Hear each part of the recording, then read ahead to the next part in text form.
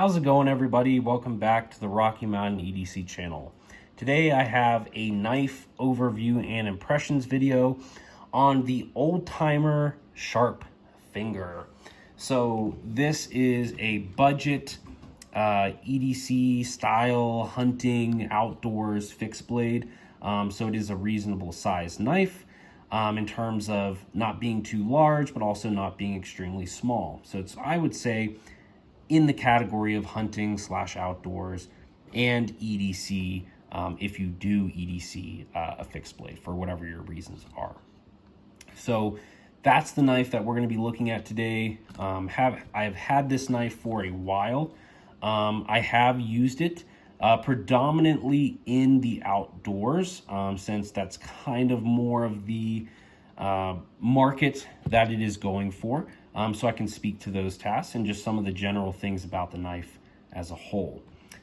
So if you end up enjoying this video, please make sure to give it a thumbs up. It definitely helps the channel. And if you want to see more video content like this, go ahead and hit that subscribe button. Definitely helps out the channel and I appreciate it. Thanks. So the Old Timer Sharp Finger, this is definitely in the budget category when it comes to a fixed blade or any type of just knife. This is easily accessible. You can order it online. You can find it at Walmart if it's still available. And we will see with some of it, the budget aspects of this knife, we will see some of those characteristics kind of shining through, especially with the materials, some of the fit and finish, some of the quality of the knife itself. So keeping that in mind. Now, granted, I think for a budget knife, for what you get, it is actually a really good value. So I got this knife at the time for about $16. I'm not sure what the current price is. My guess it would be somewhere between the $20 to $25 range for the Old Timer Sharp Finger. So kind of starting off, you do get this really nice fitted leather sheath, which is really nice. You have a very large, wide open belt loop, which I actually appreciate. There's nothing more frustrating than having some type of knife or some type of fixed blade, right, that is intended for you to wear attached to your belt or attached to a bag or something that you need to put a strap in. Because again, this is, I would say you could pocket this, but for most fixed blades, again, they're too big and too clunky to put in a pocket, right? So you need something to strap it to your belt. So I really appreciate the large belt loop because again, sometimes, you know, I have some thicker belts that I have been kind of frustrated with some fixed blades not having large enough attachments. So that's nice to see. And it is good quality leather. From what it feels, you know, really nice, really durable. It is finished leather, which I do appreciate. So it is, you know, going to be much more durable in terms of lasting. And it's just very simple, and I like that. And again, it is fitted, so as you can see, the blade is going to match right up into that molded piece. So that's really nice. Fits in there really good, really snug. And again, with it being leather, putting this knife in and out of the sheath here, you're not going to have to be too worried about the knife dulling or scratching anything hard, such as nylon or Kydex, something that's more plasticky that if you are not aware, or if you do have something cheaper, it could rub on that. So that is nice to see as well. So with the sheath itself, one of the things that does show more apparent in the kind of budget aspect is the actual retention. So again, you have the fitted part itself where the knife goes in, which it fits in there okay. It's not super loose, but if I do shake it a bunch, it could come out, right? So again, that's expected with leather. It's not meant to, you know, snap it in, but it does have a little retention. It can fall out. Now here's my problem.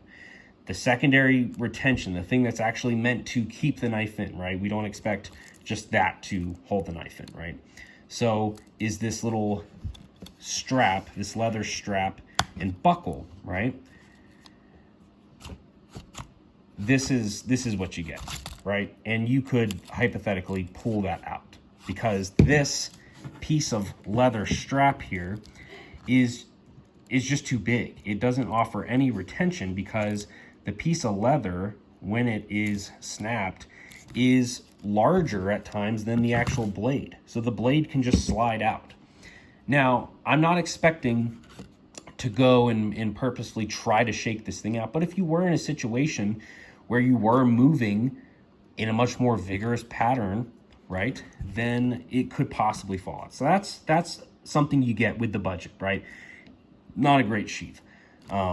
You could hypothetically, if you wanted to make your own little leather strap and buckle here, I would recommend, you know, something much smaller to actually help keep it retained. It does the job. It's going to stay in there with normal relative carrying, but again, I wouldn't count on this to keep it extremely secure. So that does come with the budget side, right, with it being cheaper. Okay, so let's get into the knife itself.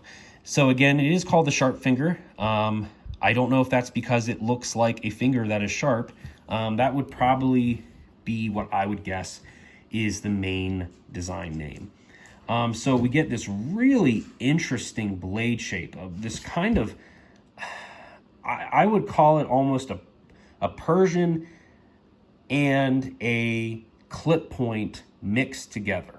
So by Persian, I mean that the blade tip in this pattern here almost comes up above the top point or spine of the blade.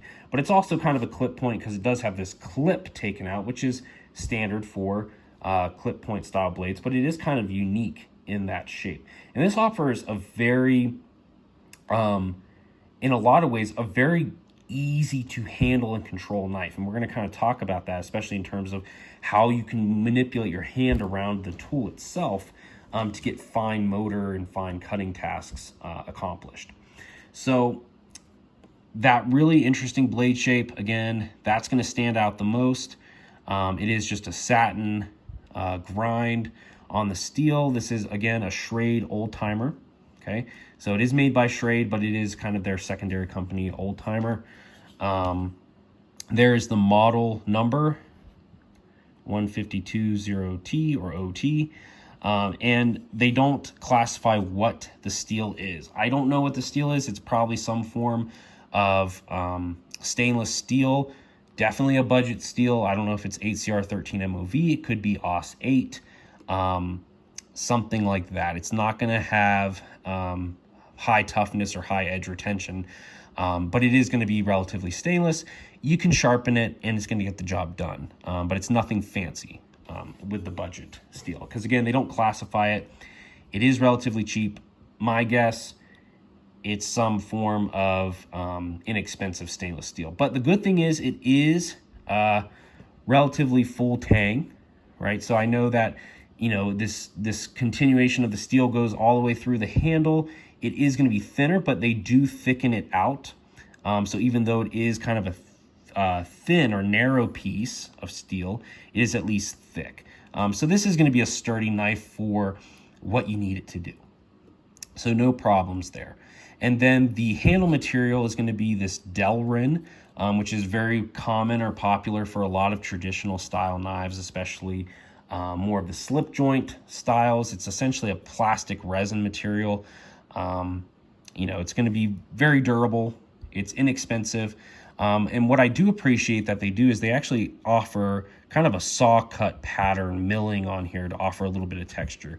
So I do appreciate that. It is noticeable and it does actually make a difference in the feel of the knife. Now, actually getting into the ergonomics, this knife actually feels really good in the hand. I mean, if you just look at the shape, it looks as though it is made to sit in your palm.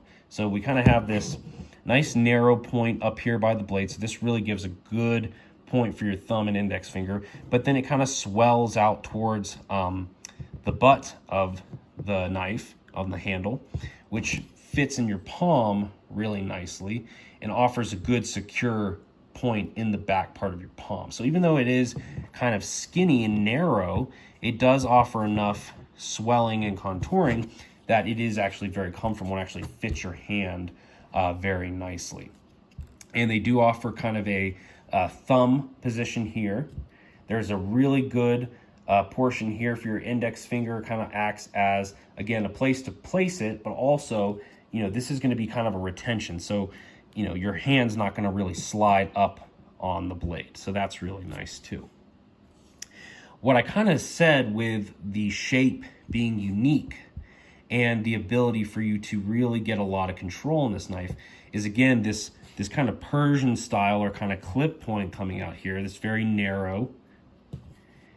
And with the knife size, you can easily put your index finger out here and actually be very comfortable. Or you can put your thumb really far out while still having a good grip on the knife, right? So it's a really good size. You can get a lot of good cutting. So if you were doing some type of whittling or some type of you know, feather sticking or something like that, this would give you a lot of control for that, because you can really get that thumb up here. And if you needed to do some type of food prep or some type of fine cutting task, maybe you're cutting leather, right? You can really get a lot of control because of this shape. And again, because of that swoop, you really don't have to pick up your hand to get to the tip or to even utilize this swooping belly. So that's really nice. Makes for a really fine detailed knife. Now, I would say, you know, it could be classified as a possible hunting knife. You know, I don't know how well it would do for a lot of the tasks. I could see it more, you know, more for skinning, because you do have that more precision tip.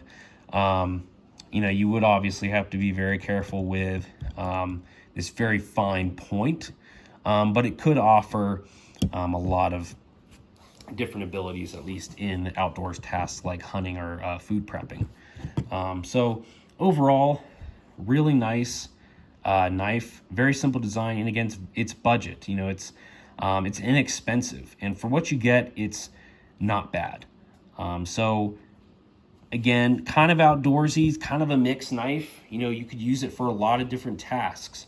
I personally, you know, wouldn't want to carry this on an everyday carry for my needs. You know, I'm not going outdoors every single day, right? So it wouldn't be super convenient. But as far as fixed blades go, and as far as, you know, the comfort and the ease of use, and it is very sharp. It does have a hollow grind, so this does get very thin behind the edge, especially out towards the tip. So this is going to make very precision tasks very easy. So it is very nice in that regard. It's going to be a really good slicer, you know, just really unique. So you could do a lot of different things with that. So that is the Old Timer Sharp Finger. Just kind of my overview and impressions. Again, this is not a review, so not an in-depth review, not giving you everything that this knife can do. I've only used it, you know, a handful of times, carried it a little bit, but mostly outdoors. So it is a good knife, and I do recommend it for a lot of different tasks. So thanks for watching. Again, if you enjoyed the video, make sure to give it a thumbs up. And if you're not already, subscribe to the Rocky Mountain EDC channel. Thanks.